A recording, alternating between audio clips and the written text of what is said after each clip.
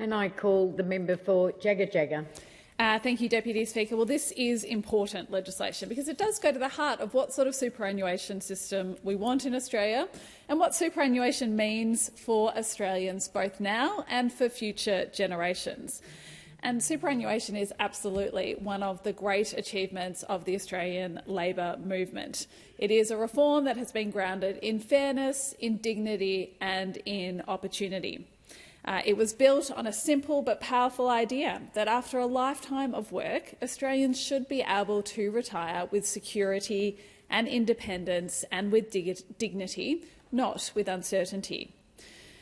But as superannuation was built, it was never intended to be a vehicle for unlimited tax advantages. It was designed to support working Australians, cleaners, nurses, teachers, retail workers, tradies, carers, as I said, to ensure that older Australians could look forward to retirement with dignity and security. And this bill strengthens that original purpose. It ensures that our superannuation system remains fair, sustainable and focused on delivering income in retirement alongside government support in an equitable way.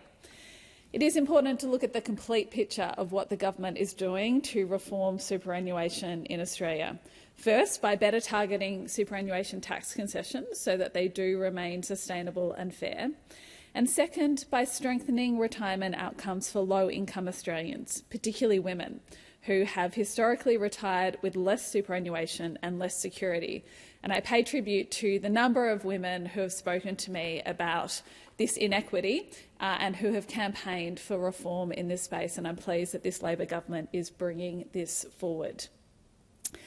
Deputy Speaker, superannuation tax concessions represent one of the largest investments governments make in Australians' future wellbeing. These concessions now cost the budget more than $60 billion each year, and without reform they are projected to exceed the cost of the age pension in the decades ahead. So that does mean that we have a responsibility not just to today's taxpayers, but to our future generations to ensure that these concessions are properly targeted. At present, a disproportionate share of superannuation tax benefits flow to individuals with very large balances that do go well beyond what's required to fund a comfortable retirement. And Deputy Speaker, I have heard from people in my electorate who are people who have very comfortable superannuation balances who say to me, we want to see a fairer future for all Australians. We want all Australians to be assured dignity in retirement.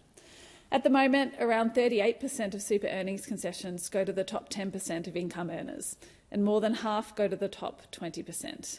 That is not consistent with the purpose of superannuation, as I outlined at the start of this speech. So Schedules 1 to 3 of this bill implement modest, carefully designed changes to ensure concessions remain fair while preserving incentives for Australians to save. From the 2026-27 income year, earnings on superannuation balances below $3 million will continue to be taxed at up to 15%, exactly as they are today. Earnings on balances between $3 million and $10 million will be taxed at up to 30%, and earnings on balances above $10 million will be taxed at up to 40%, and both thresholds will be indexed to inflation to maintain fairness over time. It's important to be clear about what this means. These changes affect fewer than 0.5% of Australians with superannuation accounts. The highest rate applies to fewer than 0.1%. So for the overwhelming majority of Australians, for the millions of workers out there who are working and saving for their retirement, nothing will change. Their concessions remain intact. Their retirement savings remain supported. But what this reform does is make sure that those with extremely large balances are not receiving a tax treatment that is far more generous than what was intended when the superannuation system was created. It strengthens the sustainability of our superannuation system so that it can continue supporting Australians for decades to come. This is the work that Labor governments do, and it is the purpose that we bring to this place to protect not just the dignity and security of Australians who are retiring now, but to protect those to come. As I said, this is also part of a broader set of reforms that the government is bringing, and I do want to talk about some of those other reforms, which is really about lifting outcomes for those who traditionally have been at the bottom end of our super system. So the low-income superannuation tax offset, or LISTO, which means that low-income workers who often pay tax on their super contributions, even when they pay little or no income tax. Without the Listo provision, the system would effectively penalise people on lower incomes for saving for retirement. What we are doing here is correcting that imbalance. So we will lift the Listo eligibility threshold to align it with broader income tax settings, and also increase the maximum payment to reflect the rise of the superannuation guarantee to 12%. These are thresholds that haven't kept pace with broader tax changes, and they have meant that many low-income earners have missed out on support that they should rightly receive. And as I said, Deputy Speaker, I have had a number of people raise this issue with me, particularly those who are advocating on behalf of Australian women, because it is often Australian women who, as the latest gender pay gap data shows us, are earning less and are more likely to be in the position where they are likely to be retiring into a more uncertain outcome. So this change is going to mean for those people they are looking at a fairer superannuation system.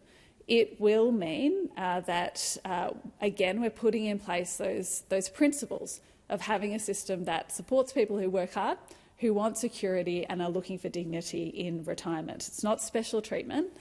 It is about making sure that we are equitable in how we are treating our system and how we are supporting working Australians into the future. As I said, I am particularly passionate about this reform in terms of what it will mean for women who are retiring, for the women who are working in our aged care, in our childcare, who do over their lifetime earn lower average wages, who take time out of the workforce to care for children or family members, or who may be working part-time more often. I know that this benefit will very much strengthen their retirement outcomes and their retirement security.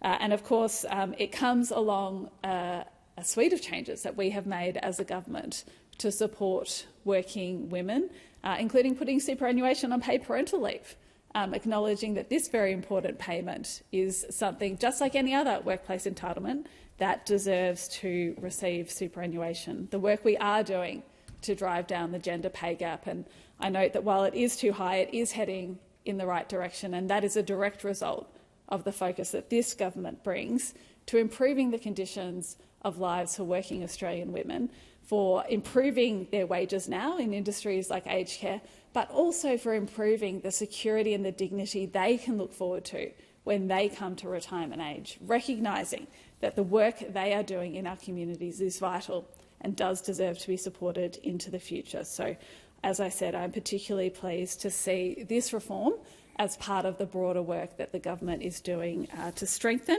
our superannuation system and to make sure it is fit for purpose. Deputy Speaker, as I said, this is the work that Labor governments do. Superannuation was built by Labor to ensure that Australians have security and dignity in retirement, and it has absolutely served our country well. I know there are many countries around the world that look to the Australian system to really copy, because they have seen the effect it has had for us as a country, but for individuals in this country as well. So it is our responsibility to make sure that that system remains fair, that it remains something that is supporting all Australians to retire with security and dignity. That the people who benefit from these reforms are working Australians in our shops, our carers, our administrative staff, and of course the young people who are to come and who are just now starting their working lives. These people deserve retirement outcomes that rely on consistent policy settings that support them fairly over time. And these reforms will reinforce their confidence that the superannuation system works for everyone and not just for a fortunate few. Deputy Speaker, I do want to briefly mention that, of course, in bringing these reforms forward, the government has consulted widely. We understand that they are changes that will affect people.